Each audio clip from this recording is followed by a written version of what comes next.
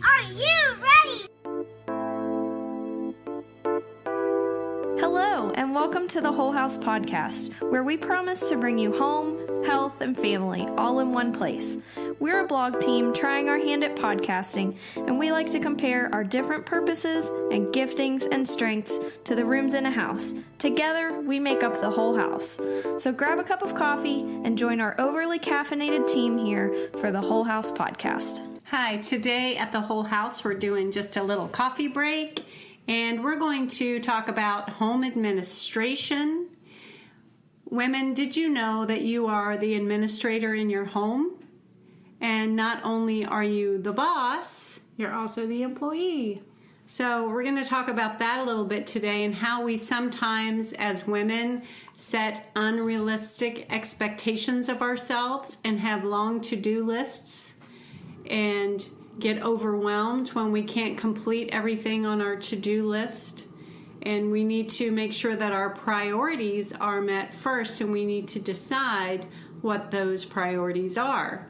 Because often the temporal things that get right in our face are the things that we attend to very quickly and use all of our time up and forget to spend time on the eternal things. And at the end of the day, we're exhausted and upset with ourselves that we didn't meet those goals that we had written down. Right. So I'm going to read an excerpt from a book called Fit to Burst by Rachel Yankovic. And the title, it's Fit to Burst, and it's Abundance, Mayhem, and the Joys of Motherhood. And the chapter I'm reading from is called The Mean Boss. And so I'm just going to paraphrase really quick to give you some reference. She's talking about how her husband came home one night, and she immediately started complaining to him about all of the things that she didn't get done that day, about not being able to clean the bathroom that hadn't been cleaned for a couple weeks, and everything that she didn't get done. And then she says this: "It just hit me all of a sudden how funny it was that I was sitting there complaining about my own job performance. And I was telling my husband all of the ways I was better than this. Not in those words, of course. I was just itemizing the things I hadn't gotten to with a critical spirit. I was picking on myself, but I was doing it with a part of myself that didn't want to take any responsibility for what happened. The critical, complaining part of me was the mean boss. The part of me that failed to get it done during the course of the day was the employee. In this particular situation, I was bringing out the mean boss in order to make the employee look bad. It was her fault. I clearly expected a lot more of her. She is a failure. Let me take a moment to distance my leadership from her performance." And then I realized suddenly that this was at the heart of the constant tension in my work at home. I am in charge both of setting the goals and expectations and following through on them.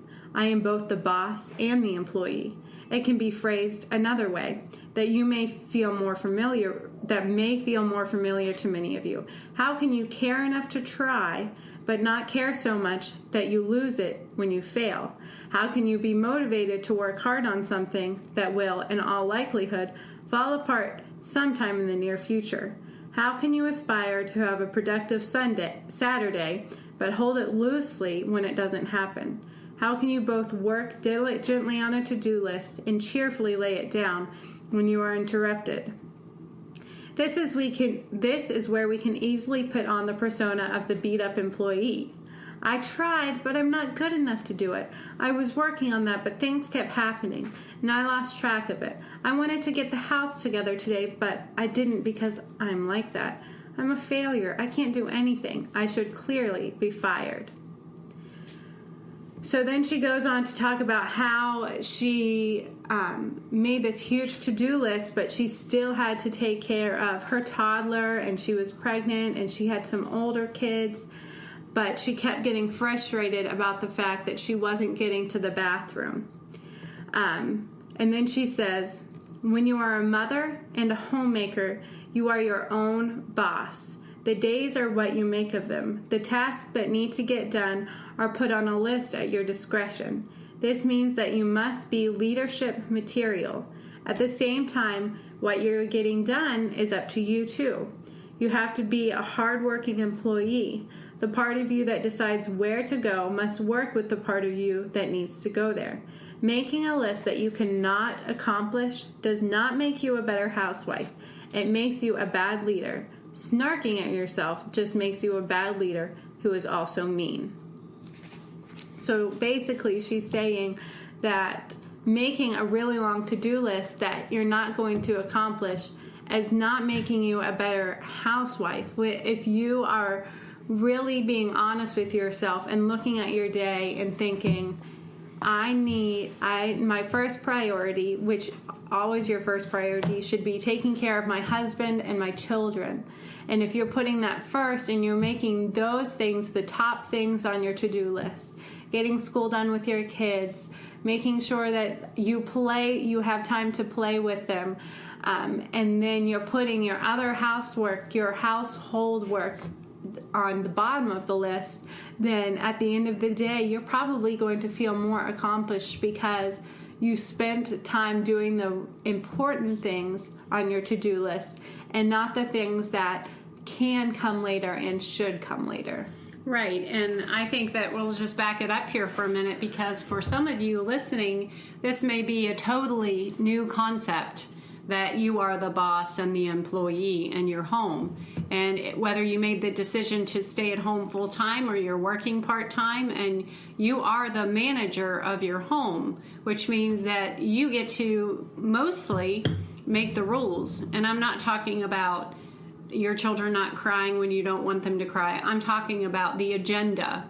You get to set the agenda, and you set the tone of the home. The woman sets the tone of the home, whether she has children at home or not, because we were just talking about this today in the Whole House Coffee Live, where often if I put too much on my agenda, and I only have, out of my 7 children, I only have 2 left at home, and they're adulting some of the time. Somewhat. And I still will make these ginormous to-do lists because I'm also an author now and a speaker.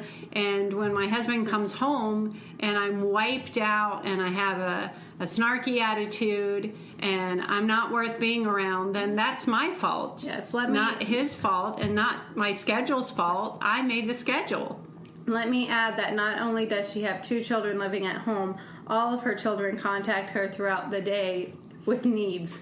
Yes, my house, I joke that my house is like a giant revolving door.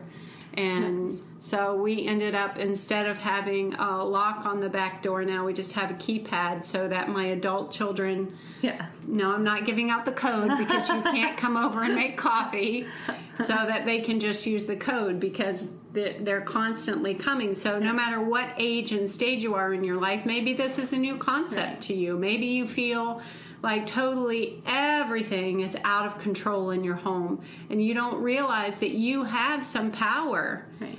And that power is to decide what's going to be done during the day. And the important part of it is not to live in a pit of self-loathing and frustration because you decided to do or bite off more than you can chew in one day. Right. So for me right now in my stage of life, I am in the little child stage of life. And so for me, at the end of a bad day, a day where I feel like I didn't accomplish anything on my to-do list, my kitchen is still clean, I didn't vacuum my living room floor, the playroom is a mess, and all of these things, and I'm just sitting there and complaining because I kept trying to do things all day, and my kids kept, quote unquote, getting in the way, then at the end of the day, not only do I have a bad attitude, but my kids are more likely to be throwing fits when I ask them to do things, or being upset and falling on the floor and crying and all of these things. And it's because all day I've been telling them, no, be quiet, stop, I need to do this. No, be quiet, stop, I need to do this. And that's all they've heard from me all day long. And so it's not a productive way in any way, shape, or form. Whereas at the end of the day, if I instead, which let me just say that those days have been happening more frequent for me because I just had my third baby, and so I feel like all I'm doing right now is nursing a baby and then trying to balance keeping my kitchen from getting moldy and having two little girls that need my attention all the time. So, but the thing is that if I instead made it a priority to, when my little girl comes over and asks to play in the kitchen sink, then I say, you know what, yes, you can play in this kitchen sink, instead of saying no, because I want to clean up the kitchen right now. Or I just cleaned it and it needs to stay clean. If I say yes, then my daughter's attitude at the end of the day is going to be better. And it's just because she was not told no constantly over and over again. So imagine that you're an adult and you go and you're thinking, I really need a cup of coffee right now. And every time you go up to the cup of coffee, which obviously this happens with toddlers sometimes, you go up to get your coffee and somebody smacks your hand and it's like, no, you can't have that right now. Or you go to sit on the couch and just when the kids are playing quietly and you go and sit on the couch because you just need a moment, and somebody smacks you on the hand and says, no, you can't do that right now. Right, and that's, that was another thing that we talked about at the Whole House Life Coffee, was saying yes, being able to just take that time and say yes. And that really all goes back to, before you make your to-do list, decide what your family vision is. What's your mission? Why are you staying home?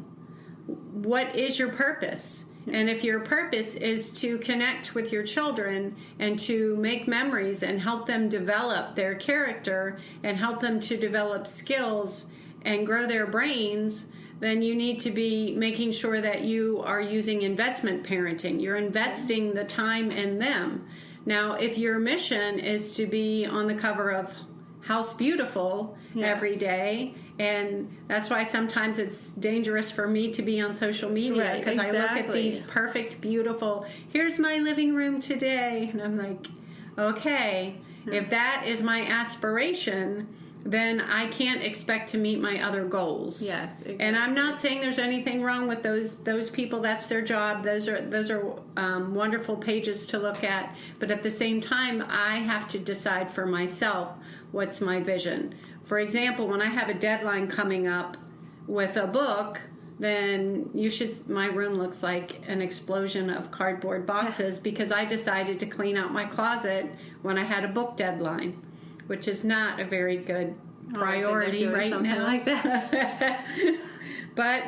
And one thing that my stepfather Bud used to say to me that has really, really stuck with me my whole life, he said this to me in college when I was very overwhelmed with planning my wedding, taking finals, was something's got to give. Yeah. And if you're not careful, it's going to be you. Yeah. So let the something be something else. Yes. Let it be the dishes for the day. And if you do go to bed with, and I'm sure all of you have, if you go to bed with a dirty house, you're not going to wake up in the morning and something got stuck in my throat. When you wake up in the morning, everybody is still going to be alive. Your children are still going to be starting a new happy day. And you're still going to have your family, and you're still going to have all of these things that are really the most important thing. And it doesn't really matter that you walk into, it may make you feel a little frustrated when you walk into the kitchen, but then that means that's your attitude that needs to change, is that you should wake up and say, well, I am so happy that my children all woke up healthy, and I woke up healthy, and yesterday we had a good day. Exactly. And start out thinking, today we're going to have a good day too. Don't walk into the kitchen and think, oh my gosh, now I have to deal with this. Because then that helps set the tone for the whole day, and you're going to have a really bad day. Exactly. And I was visiting my brother and my sister-in-law, and their Pastor Chad, gave a sermon while I was there, and he was using the illustration of a jar and big stones, like putting, I don't know if you've all heard that illustration where you take, to set your priorities, you take the big stones first and put them in the jar. Those are your major priorities, and then next you put the sand in and the gravel, and those are the things on the fringes. Well, he said, don't do the sand and don't do the gravel, because the truth is you can only do a few things well. Yeah. So what you have to decide are, what are those few things? What is my vision? What is my mission? And of course, one of the stones needs to be your relationship with God. So that time should be there. And then one of your stones should be, if it is your family, then that should be what you're investing your time in. Right. Whether it's taking the kids to the trail to ride their bikes, or having a picnic outside, or it's taking a bubble bath in the middle of the day, right, just because you have one of those cupcake, whatever that thing is. Fizz bath bombs. Fizz bath bombs. You know, those sorts of things. Those are investments into your child, and teach them how to sew, or taking them rock climbing if they're teenage boys. I'm not saying take a 2-year-old rock climbing. Yeah. Those kinds of things. Those are investing, and those are the kinds of things that sometimes people don't put on their to-do lists. Right. Because they don't think they're things that are things you check off and you should feel a sense of satisfaction in. And you should, just as much as restoring a piece of furniture or having a clean kitchen, which you know as a wife and a mom that your clean kitchen is probably going to last about 5 minutes. Seconds, yeah. Yep. Or less. So what we need to overcome is this inner frustration, this inner turmoil of saying that this list is the boss of me when you're the boss of the list. Right. So you're getting frustrated with yourself because you feel like you're not good enough, that you are not accomplishing all of these things, but really you should be getting frustrated so you're basically getting frustrated with the employee, and you really should be getting frustrated with the boss part of you for setting such high standards that you cannot even comply with. So you just need to turn yourself around and let the employee make the list. Right. I so much wanted to say, do the hokey pokey when she said turn yourself around. Because that's what it's all about. That might help you. That might help you. Turn yourself around and do the hokey pokey with your kids. Well, frustration happens when our inner values don't match our outer behavior. Right. So what we need to do is plan that to-do list based on our values, and then our behavior needs to follow. And plus, we need to be flexible. Right. Even if you think you're going to do 3 loads of laundry and fold them and put them away. Yeah. All of my laundry is sitting in my room right now. You need to be right. You need to be flexible enough to say, hey, you know what? I started that. I'm not going to finish that today. Yeah. I'll try to finish it tomorrow, because right now I'm going to make popcorn and sit down and watch a movie with my kids. Right. And so this is reminding me of another section. I don't think I'm necessarily going to read a quote because I don't have time to find it, but it's reminding me of another section from this book, Fit to Burst, which I highly recommend. Again, it's by Rachel Yankovic. But where she's talking about sacrificing for your family. And the first thing that she says is that you need to note that sacrifice does not mean sorrow. It does not mean, sacrifice does not mean like that you are giving, that you are sad all the time, that you are just giving so much of yourself and you're weeping. But sacrifice sometimes means, I'm weeping. I know, sometimes you end up weeping. But so the chapter is called The Unbaked Biscuit, and it's called that because she talks about how last year or when it hit fall time, she just wanted to be able to, her grandma used to make really good homemade biscuits, and she wanted to be able to master that for her family. But then every time she thought about it, she was like, but then the flour's going to get all over the place and the baby's going to wake up in the middle of it. So I'm not going to do it because then they'll be half finished and then I won't do it. And then they'll take up all of my day. And she kept listing all of these things that that were mentally holding her back, even though in her mind she just saw her little kids running around with her homemade biscuits in their hand for a snack, and it just made her like happy sad, like I want to do this. So she wanted to sacrifice herself for the vision of making the biscuits. But mentally she was holding herself back, and what she said was, you should just make the biscuits. Right. You should just not care about the fact that your kitchen is going to get messed up, because what you're doing is then you are really, instead of sacrificing a dirty kitchen, you're sacrificing your joy. You're saying, I'm not going to do this thing that makes me really happy because it's going to mess my kitchen up. Right. So you're sacrificing your joy and your children's joy, which that should not be the case. You should be joyfully sacrificing your dirty kitchen. So right, and sometimes that's what sacrifice means. It means that you're going to have to clean up the kitchen because you're trying to follow your vision, and you just imagine your kids walking around with grandma's biscuits in their hands, which is a great vision to have, and it's a great thing to accomplish, and that is a great kind of sacrifice. Because, and another interesting thing is, being concerned about the baby waking up, and, I had 7 children, and I'll just take Nike's phrase as, just do it. Not everybody's going to be on board. Not every child is going to want to participate. Not everybody is going to be joyful in the moment. But I also have the benefit of many years of child rearing behind me. And I hear my adult children talking about that day that we made cookies.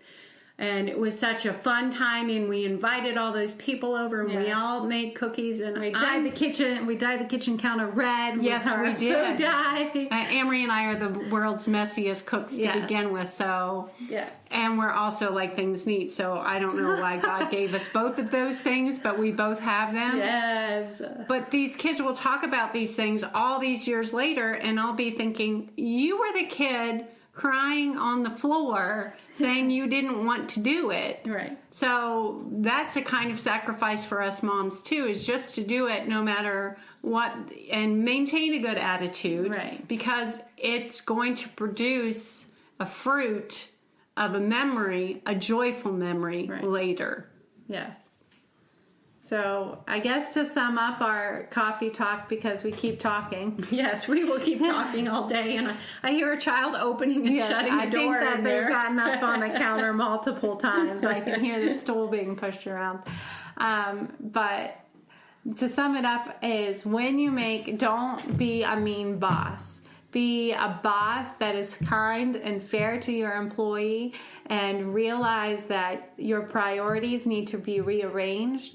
That your first priorities should be your family, your husband, and your children. Or like mom right now is finishing her book and editing her book. Make sure those are your first priorities, and don't get frustrated with yourself for fulfilling those priorities and not fulfilling the later priorities. Right, because you can't. And here's the truth. Everyone can't do everything. Right. There's no one who can do everything at once. And also, the scripture says that the Lord gently leads those with young. Yeah. We need to remember that the Lord's gently leading us, and be gentle with ourselves. Yes. And let our inner values meet our outer behavior. And when those two things come together, then we will feel more peaceful. Right. Right. Remember to go to the wholehouse.org for more info and blog posts, and learn more about us, and see you next time. We're so glad you could join us here for the Whole House podcast. Please subscribe, and if you give us a review, we might pick our favorite and send you a prize. Please remember to like the Whole House Facebook page and follow us on Instagram at _whole_house. And please sign up with your email on our website, thewholehouse.org, to be notified when new things are happening here at the Whole House. Thanks so much for listening.